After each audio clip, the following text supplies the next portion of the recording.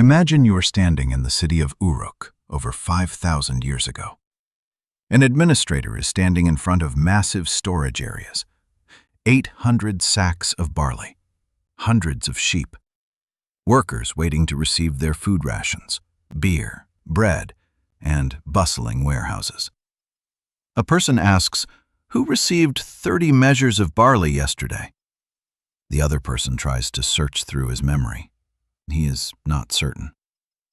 A worker steps up and says, "I have never received my share." The administrator thinks to himself, "I remember that you already received it." So who is correct? There are no receipts, there is no database, there is no electronic spreadsheet, there is no paper. The only place storing information is the human brain. A small village can absolutely rely on memory. But what happens when a village develops into a city? The scene opens with thousands of people, giant warehouses, a complex temple economy, fleets of boats fully loaded with goods. Did humans invent writing because we desired to write poetry? It is highly likely. The very first thing we actually needed to write down was simply who owed how much barley. The earliest clay tablets in the region of Mesopotamia primarily recorded economic information and commodities. Early cuneiform writing was in fact just an accounting tool. But we need to go back in time a little further. Humans created cave paintings, geometric marks, and decorative symbols long before the first writing was born.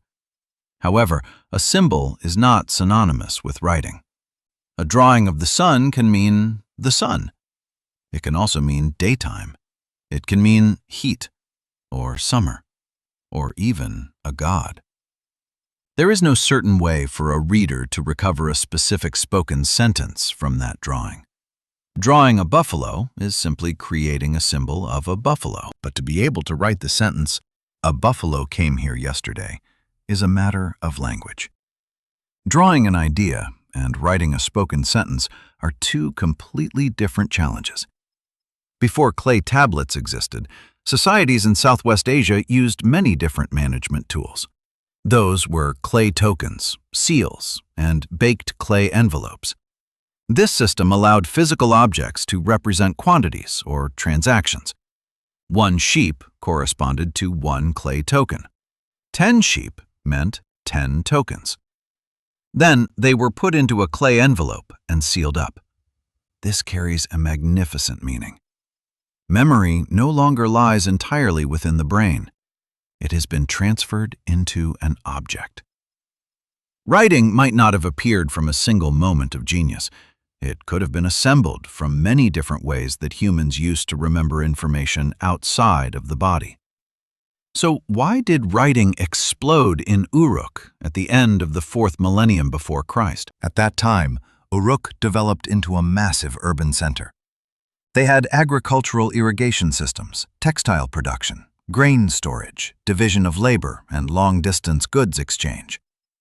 In a village of 20 people, an administrator can remember everything. When it becomes a town of 500 people, memory starts to overload. And when it is a city of thousands of people, the brain officially shuts down. Complexity created an information crisis. When you look at the first texts, they do not look like texts at all. There are no paragraphs, there is no alphabet, there is no plot.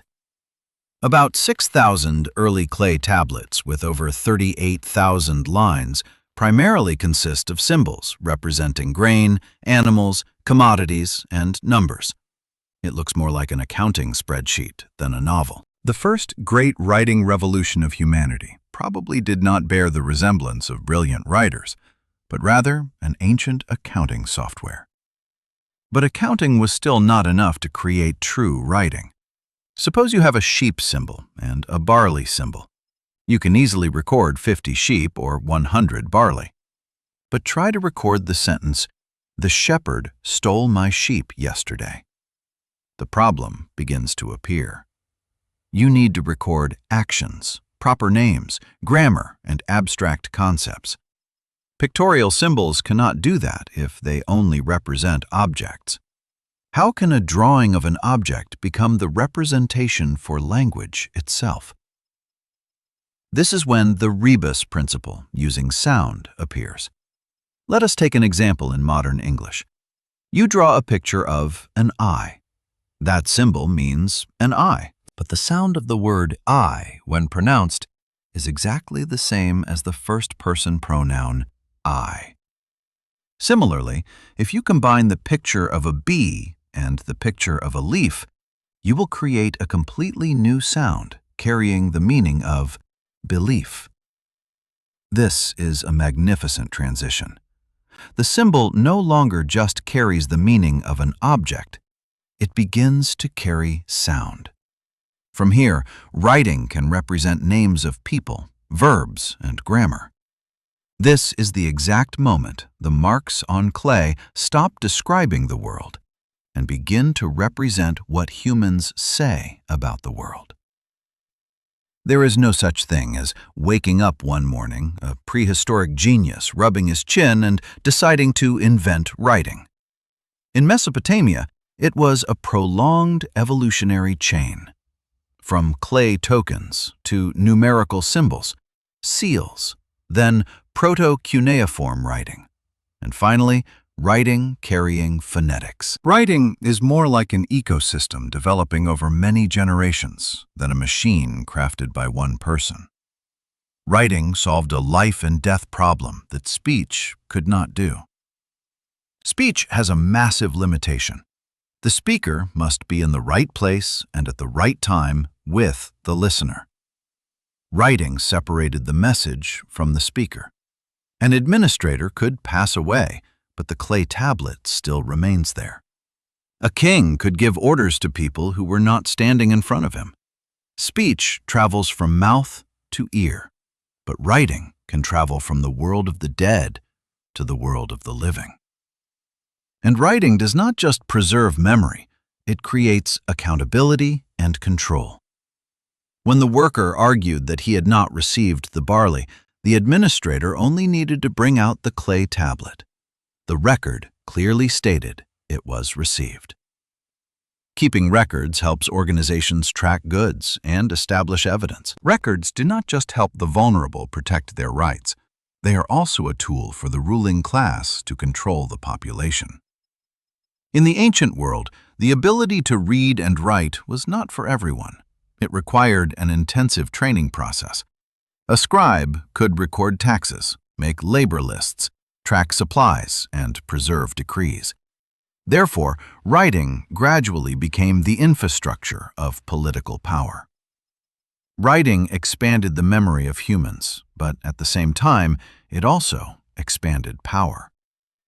At this point, you might think that cities developed, accounting became difficult, and so writing appeared. But let us stop. If that was a perfect explanation, writing should have appeared in the exact same way everywhere in the world. The reality is, no. Writing appeared independently and developed into mature systems in many different regions, including Mesopotamia, Egypt, China, and Mesoamerica. Their histories are not similar at all. If writing was just an accounting technology, then why was one of the oldest surviving texts of China used to ask ancestors about the future? In China, at the end of the Shang dynasty period, around 1250 to 1046 years before Christ, the earliest mature writing texts were found on ox shoulder blades and turtle plastrons. They recorded the royal divinations about the weather, harvests, military campaigns, the health of the king, and the connection with deities. The king asked the question, "Will it rain?" The bone was heated until it cracked. The diviner read the cracks, and the question, along with the result, were carved onto it. In Uruk, writing was used to manage goods, but in the Shang court, writing was used to communicate with deities and ancestors. Writing did not have a single job description when it was born. In Egypt, hieroglyphs appeared about 3,200 years before Christ. This writing system was tightly linked to the process of political consolidation, honoring the elite class and state administration. Egyptian writing was not simply a copied idea from Mesopotamia. It carried completely distinct visual forms and identity. And in Mesoamerica, civilizations like the Olmec and later the Maya developed extremely complex writing traditions. Maya writing was the pinnacle combination of semantic and phonetic symbols, serving rituals, history, and political communication. The same problem-solving ability of the human intellect. But we have different histories, different characters, and completely different reasons for using them. When thinking about writing, we often immediately think of books, philosophy, poetry, or history. But in Mesopotamia, poetry and great epic stories only appeared long after the writing system was mature enough to encode the entire language. We probably had to invent writing to count sacks of barley long before we learned how to use it to describe the human soul. Let us return to the administrator at the beginning of the story.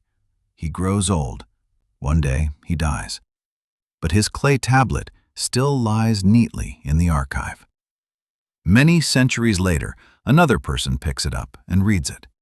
Information has been transmitted from one brain to another brain, between two people who have never met. That is exactly the most profound change. Before writing existed, knowledge primarily had to be maintained through memory, speech, rituals, and repetition. After writing existed, a part of the memory of humanity was able to exist permanently outside of the living body. So ultimately, why did humans invent writing? Humans did not create writing because of a single need. In Mesopotamia, it was goods and accounting. In Egypt, it was power and ruling. In China, it was divination and ancestors. In Mesoamerica, it was rituals and politics. But all share a magnificent breakthrough. Information no longer has to live trapped inside a person. Writing appeared when humans learned how to turn language into durable marks.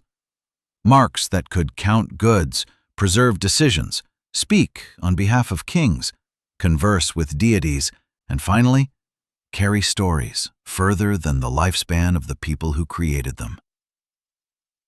Humans have known how to speak since hundreds of thousands of years ago, but writing changed something completely different. For the first time in the history of humanity, our words could stay with the world long after we have turned to dust.